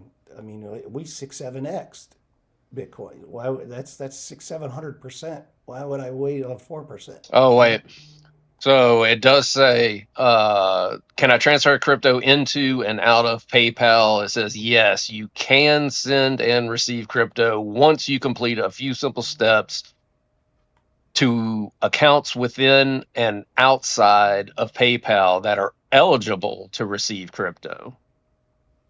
So if you're in a state or like a geofence state or something, you probably couldn't. Or if it's not one of their partners, it sounds like they're wanting to police it pretty heavily. It's definitely not decentralized over there. No, it's certainly not. It's certainly not decentralized. But to just like I should try this. Just it's on the crypto side of it, be a use case. And If you're not getting more than 4% on your money, you're not beating inflation. right, Yeah. So And Jimmy or Billy, I don't think that. I mean, you have to look into it if you were going to try it to see about Oh, YouTube yeah, payments, yeah. because I think that you don't get charged fees, any significant fee if you go to a bank account, and if you go to PayPal, you definitely get charged fees. It may not be whenever they send it, but before you can pull it out, you're going to get charged heavily. Yeah, definitely. Yeah, I mean, and we're not talking big money. We would talk just 75. Well, bucks. no money is Here- good to give away to PayPal. Here is one other interesting thing I was unaware of for PayPal's crypto policy. It says, well, PayPal protect my crypto. It says PayPal works 24/7 to prevent the theft and fraud. If anyone steals crypto from your PayPal account and then sells it on the PayPal platform, will reimburse you the full value of what was sold. And in the event of an unauthorized transfer of cryptocurrency, you may be eligible for reimbursement up to an equivalent of $50,000 over the lifetime of your account. Wow. Hmm. Little side benefit. But don't forget it's PayPal. So those hoops you're going to have to jump through are going to be the size of the end of a needle. Is that like it'd be easier for a Campbell to go through the Similar. eye of the needle than yeah, I got Similar. you. Yep. Well, that's we're going to dig into that. I'm glad this story kind of allowed us. I think it's really cool overall, just globally, for YouTube to be open and accepting crypto in the form of a stable coin. I think that just is another use case of adoption that's happening right in front of our eyes while we're in this marketplace, and I think it's really good. Let me say hello to Wayne C. Good to see you, Wayne C. Local 4. Who is that? Local Johnny? for crypto? Yeah, local for crypto. ST, is that Litecoin? STL coin. Good to see you. Edwin, good to see you. Thanks for popping in. All you guys are becoming BGT goats, man. OGs. We appreciate you taking time out of your day. Is that St. Louis coin? Is that St. Louis coin? Could be, probably. Probably a card trader from Jimmy's neck of the woods. Is it? St. Louis coin? Is that your side of Space City Probably breaks? looking to buy breaks. Wants a full break, Jimmy. Jay What was his Violet. name? Love you, Jay Violet. All set. Good to see you. STL coin, Jimmy. STL's caps. It doesn't look familiar though. Well, either way, welcome. Welcome, STL. Yeah. Welcome, St. Louis coin. We are glad you're here. St. Louis coin. So, I don't know. Did anybody hear? I heard that the Powerball was like $1 billion in the USA, and Powerball might have mega millions to thank for the latest 1 billion jackpot.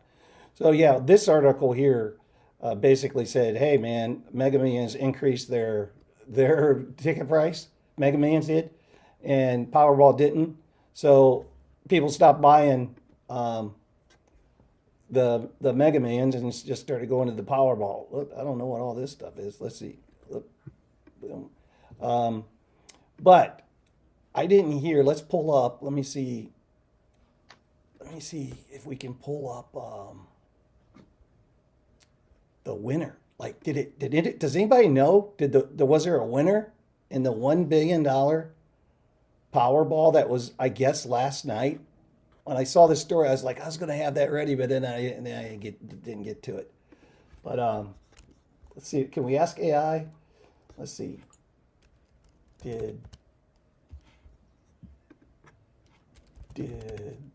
Was there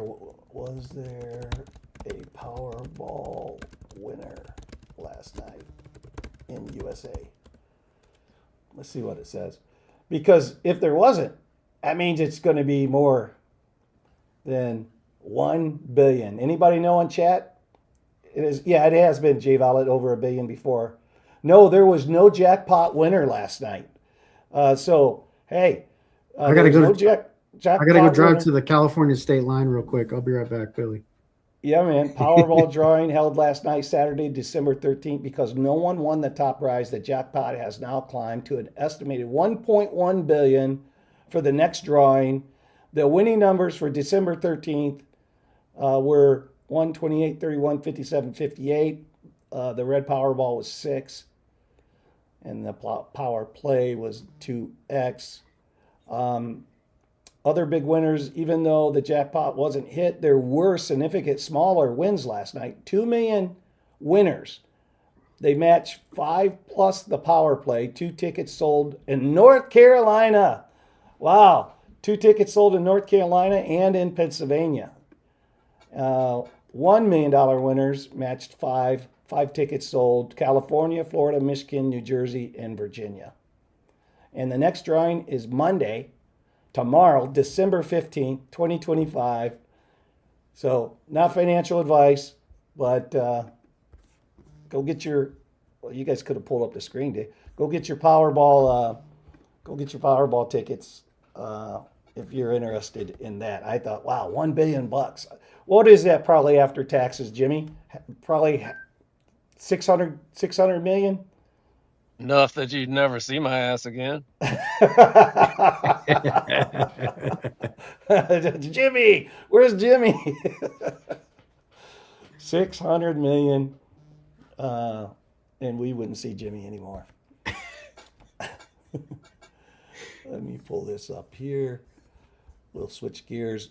Like I said, we had a lot of good stories, a lot of good crypto news this time around. Let me get rid of this.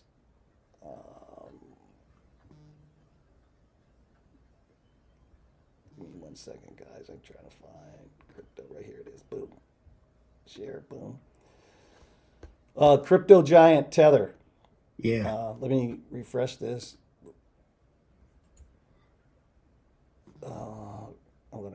I'll just accept. That's fine.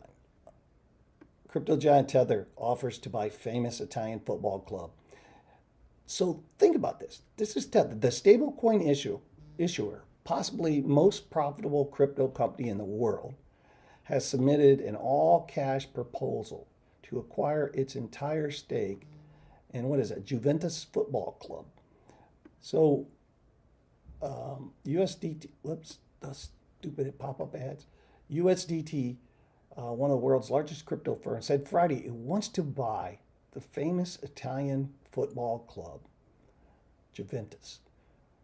For me, Juventus has always been part of my life. Tether CEO said in a statement, I grew up with this team as a boy. I learned what commitment, resilience, and responsibility meant by watching Juventus face success and adversity. So here you go, man. How would you like that? You start Tether as a young in the crypto space, and you're making billions now, and you can go out and buy your. For me, it'd be the Cleveland Browns. I'd like go out and buy the Cleveland Browns because I would think that maybe I could actually see a Super Bowl in my lifetime. The Cleveland Browns, but more Take the crypto. Browns to the Super Bowl. What's that? Take the Browns to the Super Bowl. Well, when we were in Vegas, Let's go. when we were in Vegas, I bet at the Browns.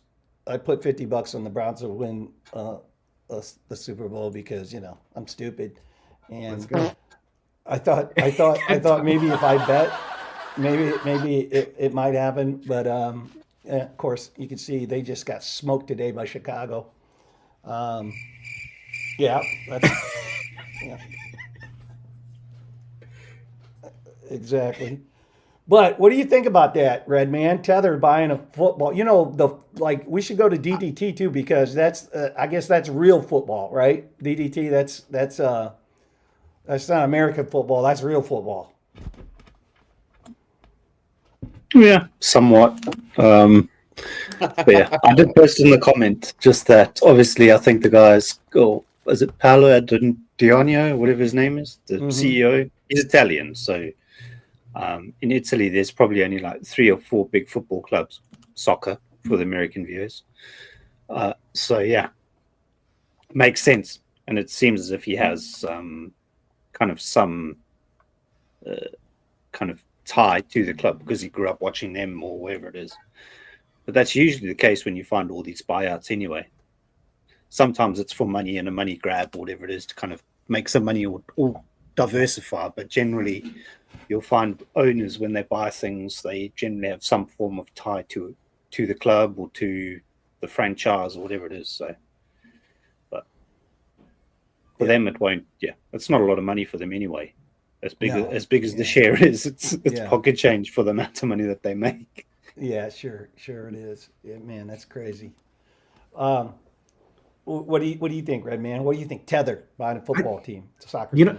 I was reading about the story. It just seems like a couple weeks ago, the big banking system in America was really going after Tether and trying to say that they had too much Bitcoin exposure, and if Bitcoin drops below a certain price, Tether's going to go down in flames, and just not seeing that happen. And they have a lot of Bitcoin. Yes, they also have a lot of gold as well.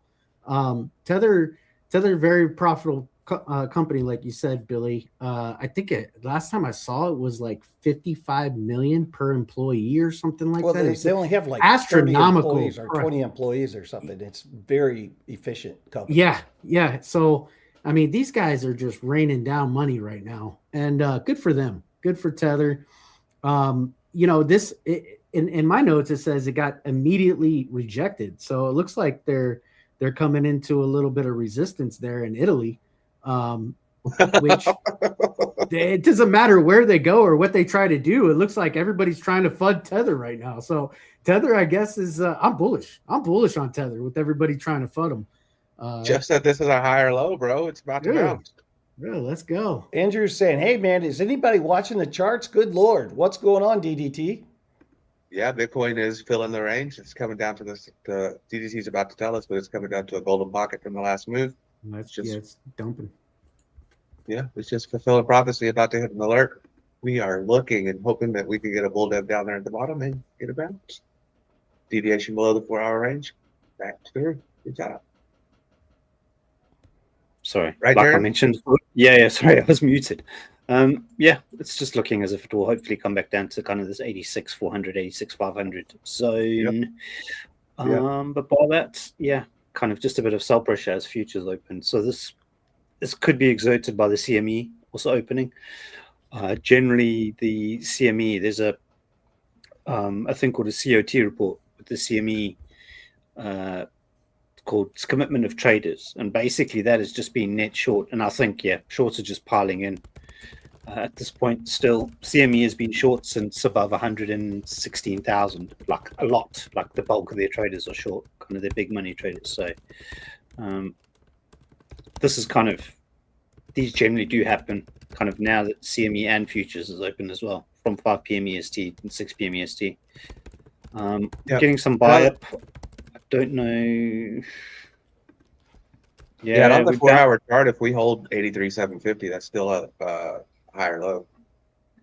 Yeah, there's a zone at this point. We can hold anything from like 82.5. Let me go down to the 4-hour chart. And there's a whole zone. There's a whole zone, yeah. Basically anything from 84.5. It could even go down to 84. It could go down to 82.5.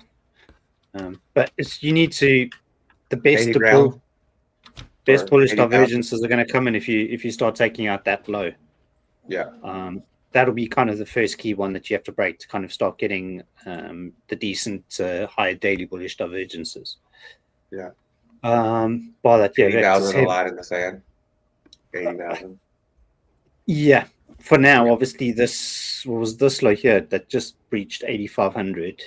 And then obviously you got 74, 75 below that. But yeah, this is all, I don't know if this is going to load. Yeah, there's quite a bit of spot selling between Coinbase and Binance at this point. Limits are stacked at 87. I don't know what's below us here. Yeah, 87 is the next big stack of limit orders. They spoofed these. They pulled like all of these. You see there's a bar for limit orders. Same there. There was a bar for limit orders and then they removed them. It's just games.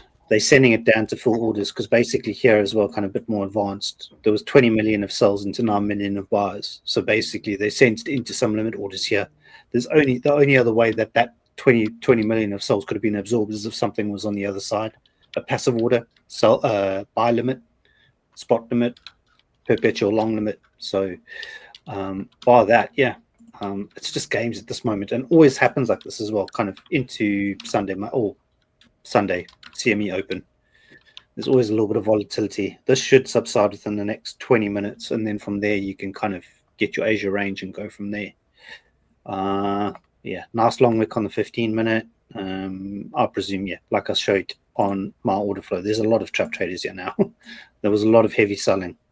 1, 2, like specifically this zone here between 87.6 and 87.5, give or take. Heavy sells into kind of passive limit orders. So, but now what you need to see is follow through. You need to see, you've got some longs opening, net longs coming up. Did you have divergences? You literally had waves on waves of 15-minute divergences. Though the money flow is not really turning around. 5-minute, another 5-minute bullish divergence. You've also had waves on waves, divergence on the 5-minute. So it looks as if it can bounce here. If anyone did try and attempt a long there, probably your target for your long is about 88,300. Kind of back into the 50. Alex will jump in and out.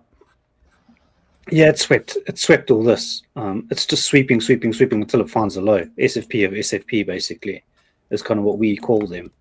But eventually, the swing failure pattern or the buy pressure will eventually push back up. It's just you kind of can't get in too soon and too many times. You can if you're quick in and out. If you've got the capability and the skill to do that, then yeah, kind of these, like every time it sweeps, you get a quick long scalp. Every time it sweeps, get a quick long scalp. But the only thing is you really need to see is the thing that I call follow through. You need to now see commitment to stop pushing it back up, which if you're looking at order flow, it's not really doing. It's already gone red candle. Yeah, so still again, more sells coming in. So like these quick sweeps, yeah, decent little scalps. If you can kind of watch the chart, but bar that, kind of, I'm still waiting for the 86 or sub 80, kind of around 86 400 or below, to swing for there for a decent the suckers rally, if you want to call it that, kind of the relief rally back up towards above high 90s again. So that's kind of my next zone. But by that, I'm not kind of looking at anything else really. I get charged too much fees. I don't have a decent kind of VIP account kind of on exchanges to get to have decent scalps. So I just get obliterated by fees. So I prefer just to intraday or swing trade to kind of alleviate that. Yeah, we actually last week DDG started since we always end the show at 7 p.m. Eastern Standard Time. We figured we added a segment for the closing bell because we might as well just wait one extra minute, see what Bitcoin closes at, and so we'll here in I can't believe we only got like 18 minutes. And we're going to hit the closing bell, so we'll definitely keep our eye on it. I wanted to go on to a couple of these other. More specifically, right? The weekly close, right? Yeah. Yeah, the weekly close. Sorry, did I say daily? Sorry, weekly close. I think just closing bell, but specifically the weekly close. We'll take a look at it and see where we stand. Yeah. Since our show's weekly, the weekly close. So, did you guys see this? U.S. regulators grant crypto firms initial approval to launch trust banks. So, what does this mean?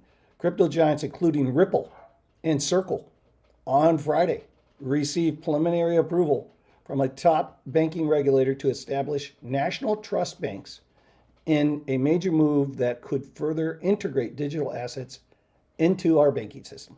The Office of Comptroller of the Currency conditionally approved 2 new national trust bank charters from Circle and Ripple, and conditionally approved applications from BitGo, Paxos, Fidelity to convert state trust bank charters to national charters, allowing them to operate across the country.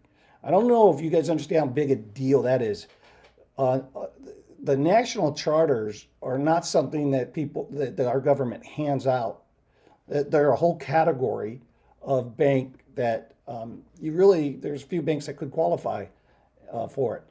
And boom, just like that, Circle and Ripple get at least the first stage of approval. The regulator still has to sign off with a final stamp of approval before each of the trust banks can begin to operate. If finalized, the national trust bank charters would allow the companies to manage and hold assets on behalf of customers and settle payments faster. The license does not, however, allow the companies to take cash deposits or make loans. So we're all talking blockchain here.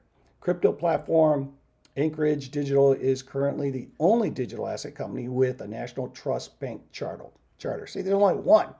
The OCC supervises a total of 60 national trust banks. New entrants into the federal banking sector are good for consumers, the banking industry, and the economy, said the comptroller of the currency, Jonathan Gold.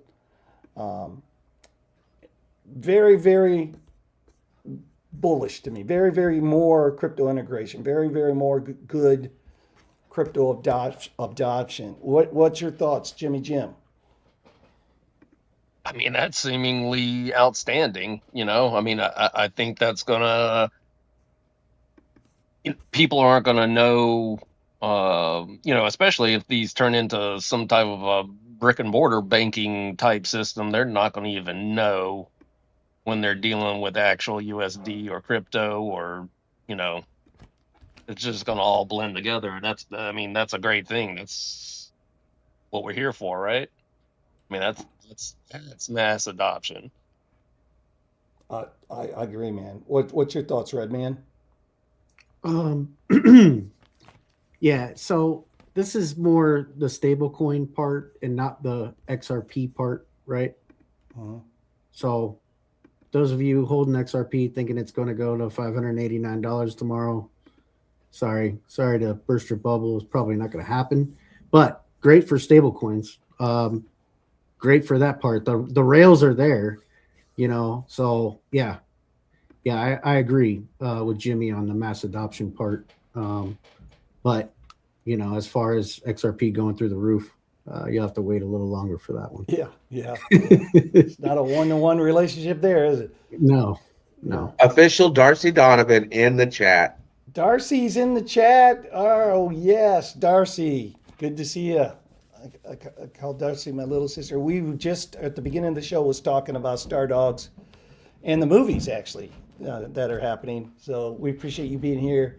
Great space last night with Dylan and the whole fam over there at Star Dogs. We love them. They're good people. Oh, And Stardogs Jimmy needs to wanted- update their Discord links, like on their X and everything else. All their links are expired. Ooh, I'll tell Dylan that. You should have texted me that, Dylan. Or And Jimmy wanted to make sure that you guys were not involved in that new Netflix crypto movie. Jimmy wanted to be sure, just double check and see if you guys. Jimmy were doesn't involved like in that. romantic comedies. I mean, so, if you were involved, don't go back and watch the beginning of the show. If you were involved, outstanding job. I told him I didn't think you guys were involved in that, but Jennifer Garner is in it, and it's got to be good if she's in it. I think she does some good stuff. So Yes. and it's a crypto movie, so good for the space, good for us, good for everybody. More adoption. And it's neat because It's a crypto a lot movie of our about someone chat. that lost their damn seed phrase. Yeah. Well, Jimmy, you know how many people, like Red said, I mean, that's a real. I remember that guy that was going through all the dumps and paying people to try to get his computer back, just to get his computer back, right? So Yeah, and if you guys don't follow Darcy on X, take a moment, go look at her profile. I think that's somebody you would want to follow. Great person, great projects, and somebody you probably already knew anyway. You just don't know that you knew her and where you knew her from. Oh, But yeah. go take a look. She's been in Parks and Recreation, Anchorman. She's actress, all kinds of stuff. Very, like, I call her the queen of crypto because she came into Cardano like in the very, very beginning. Yeah, she'll tell the story, but I do know this: if I ever go to one of Darcy's parties, I'm going to make sure that if she has it at her house or someplace private or something, I'm going to make sure that I help clean that place up because she could tell a story. And I was like, man, what the fear of God in old Crypto Billy. I'll be there. I'll be there with my bib overhauls on, and I'll be cleaning the plates, and I'll be doing whatever it takes.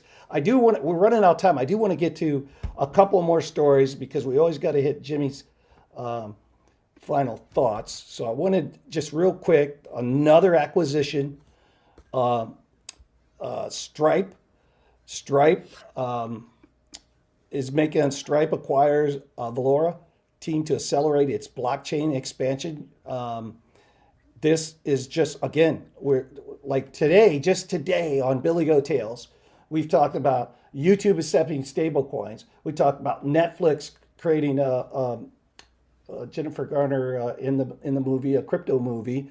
We've talked about PayPal integration, stablecoin. We talked about the Tether buying a football team, a soccer team.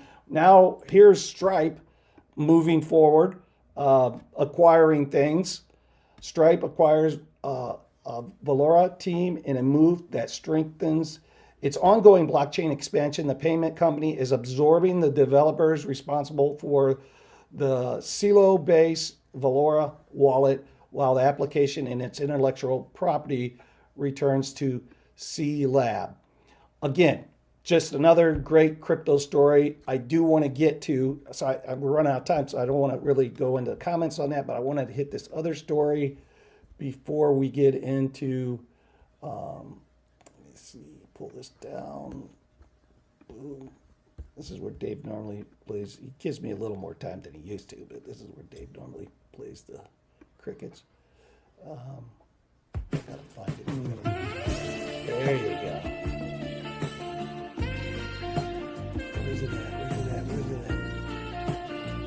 Here we go. Boom. There. All right, there you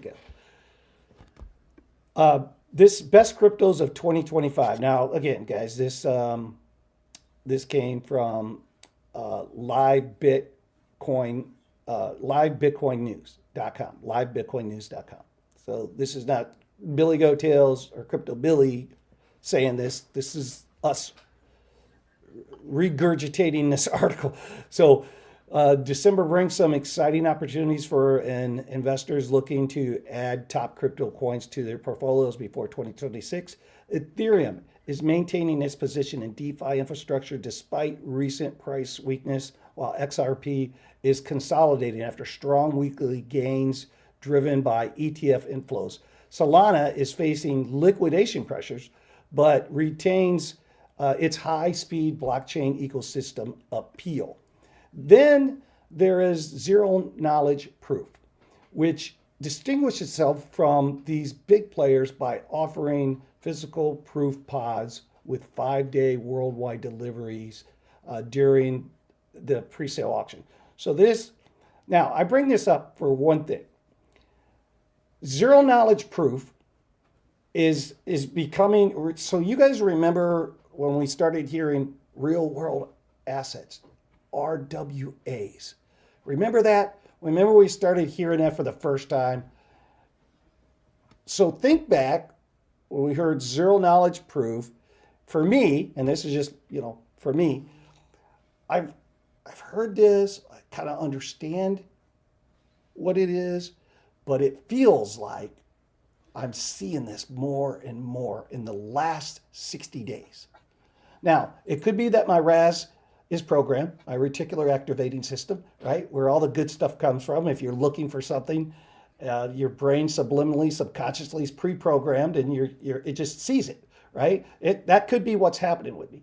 But it feels like this zero knowledge proof. So if you start jumping in and go into a coin market cap and go and look at some of the ecosystems, zero knowledge proof ecosystems, I think you're going to be interestingly or amazed. Yeah. And another way, if you want to get into zero knowledge proofs, we just did an episode on Simple Terms podcast. So we did a live episode. I think that live interactive replay is available for you guys.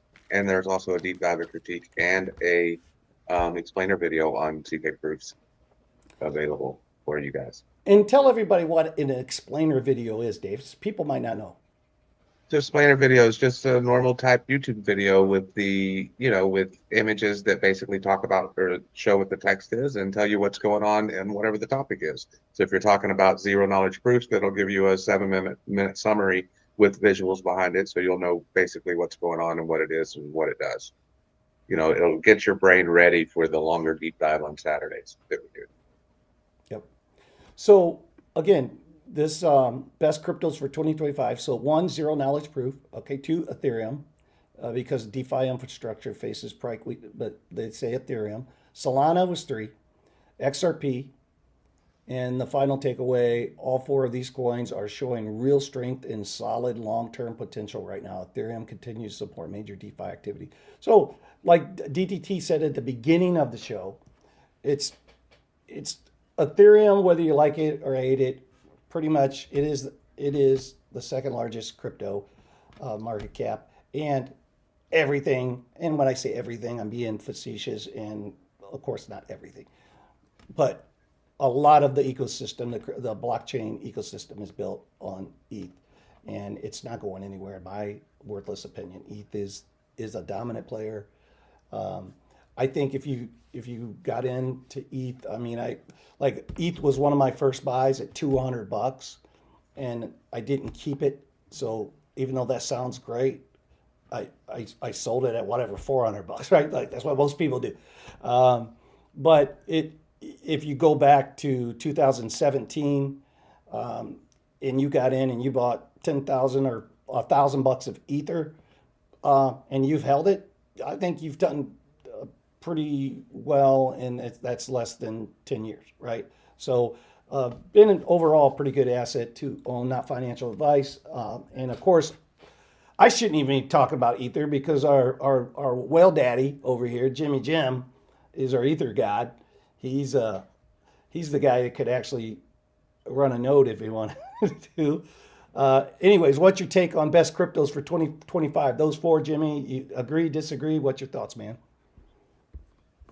Yeah, I mean, for sure. I mean, if I had to pick a top four, I mean, definitely Bitcoin, Ethereum, Aave is one of my favorites, and man, I don't know. I mean, I'm kind of big Solana, on right? Ondo. Or Ondo? Kind of Okay. big on Ondo. Yeah. Yeah. So if you're looking at it from for 2025, this says, so what has performed the best versus what we hope would perform the best. Like my hope list would been Chainlink, Ondo, Arrow, and Cardano. So those would have been my hope for. Like I wish, and I'd probably I gotta throw Dot in it. You guys know I gotta throw Dot, so I'd have top five. But like what actually did, Bitcoin's number one, right? But these are not altcoins. It was Bitcoin, Zcash, Dash. We already know what the top performers were. We did another episode of the top 12 performing altcoins of the season so far. Yeah, this was more of a Bitcoin news. Here you go, boys. It's their top four: Ethereum, Solana, XRP. Running out of time. You want to find out what Jimmy has to think? Yeah, we are running out of time. No, I think what we're going to do is go to at 7, hit the Bitcoin close, and then Jimmy's final thoughts will be our end, because Jimmy's final thoughts is our ending. That's how we end our show. We got to keep it that way.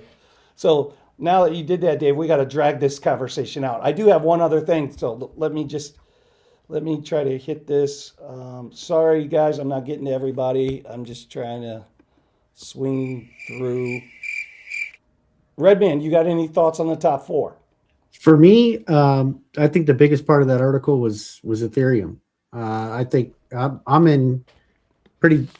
I pretty much got out of all my bags except for my Bitcoin, and so lately I've been dipping and dabbing in Farcaster. I've been buying a lot of base coins. I love base. I love Farcaster. I think Ethereum's DeFi is going to expand, and I want to front run that.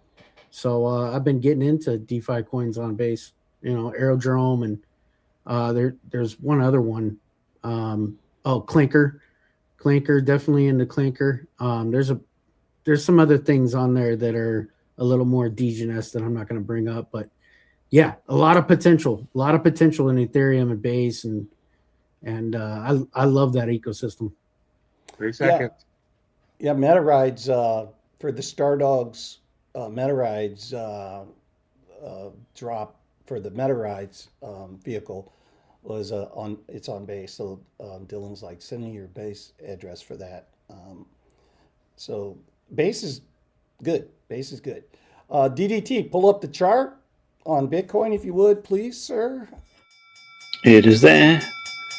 Weekly close on.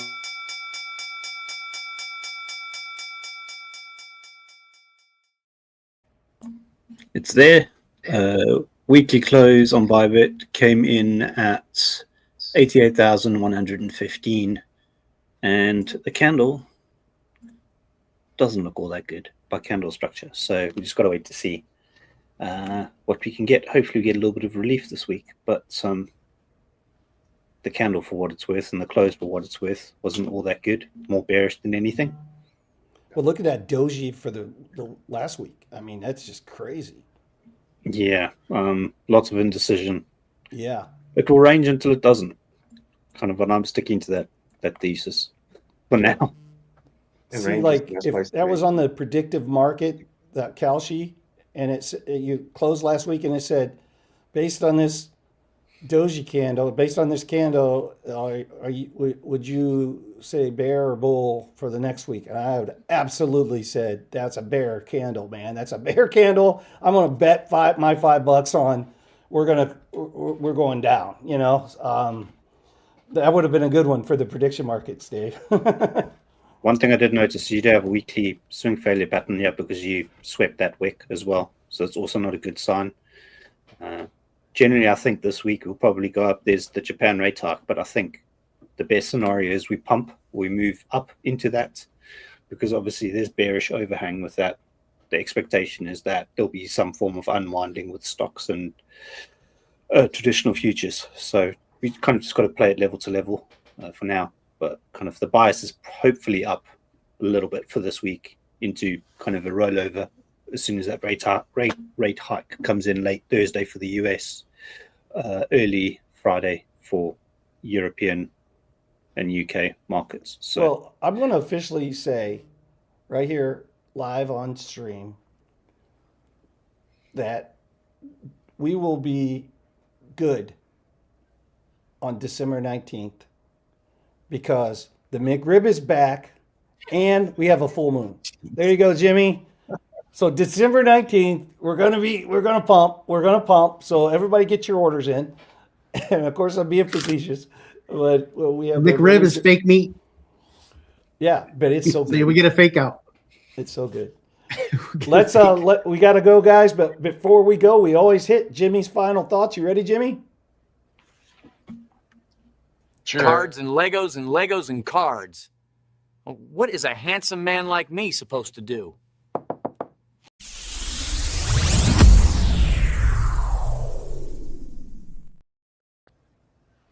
I don't have much this week, actually. It was a quiet week for us on the Space City Breaks channel. We had some, it was a slow night this past Thursday night. However, tomorrow night, I am taking Taco to go see the Vacation Christmas movie and get to meet Chevy Chase tomorrow night. So that should be pretty fun. Looking forward to that. You get to meet Chevy Chase? Yeah, they're doing a screening of Christmas Vacation, and then they're doing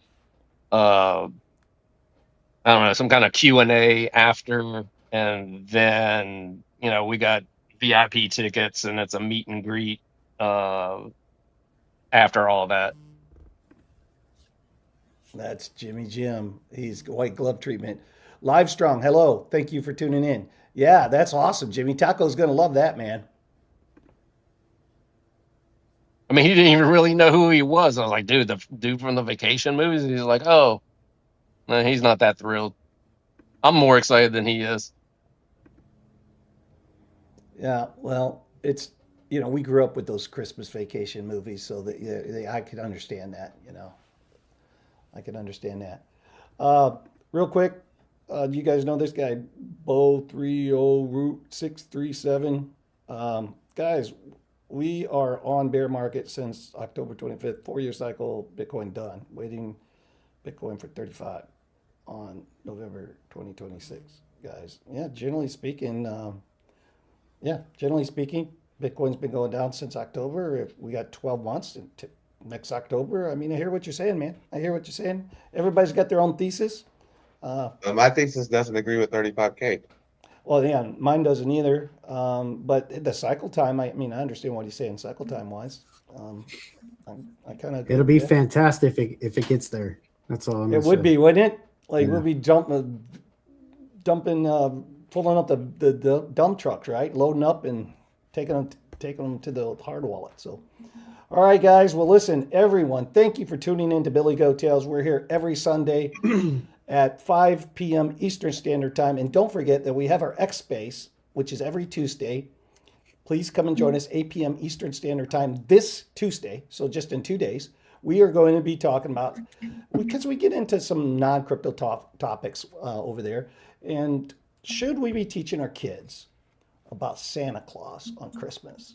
So if you got an opinion on that, come on over to the X Space on Tuesday and jump on in. We'll give you the microphone. Our X Spaces are all about the audience. They're all about, we want to hear from you. So we'd love to see you over there. Until next time, be safe. Merry Christmas. We'll see you next Sunday. And we'll. We